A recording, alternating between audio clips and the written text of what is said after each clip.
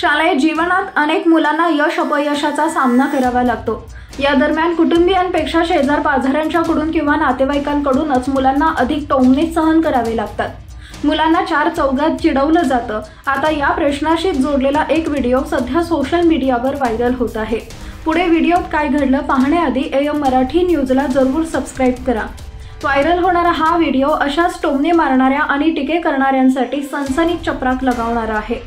एक मुलगी सलग 2 वर्ष परीक्षेत नापास झाली, पण यानंतरही तिने जिद्द सोडली नाही। तिसऱ्या प्रयत्नात तिने पास होऊन दाखवलं। मुलीच्या यशावर तिच्या आईने अनोख्या पद्धतीने आनंद व्यक्त करत शेजाऱ्यांची तोंड बंद केली। सोशल मीडिया X वर @JPScene1 नावाच्या हँडलवरून हा व्हिडिओ ट्विट करण्यात आलाय। या व्हिडिओ बरोबर एक पोस्टही शेअर करण्यात आली आहे। 2 वर्ष परीक्षेत अपयश आल्याने परिसरात राहणाऱ्या शेजाऱ्यांच्याकडून मुलीला जाता येता टोमणे ऐकावे लागत होते। मुलगी 10वीची परीक्षा देत होती, पण तिला 2 वेळा अपयशाचा सामना करावा लागला। 2 वर्ष नापास झाल्याने शेजारी आणि नातेवाईकांकडून मुलगी आणि तिच्या कुटुंबियांवर टीका केली जाऊ लागली।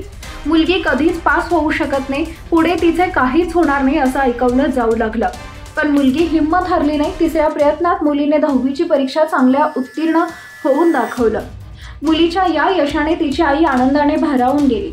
जे शेजारी टोमणे मारत होते त्यांच्या घरासमोर जाऊन मुलीच्या आईने ढोल वाजवला आणि टोमणे मारणाऱ्या शेजाऱ्यांचीच तोंड बंद केली।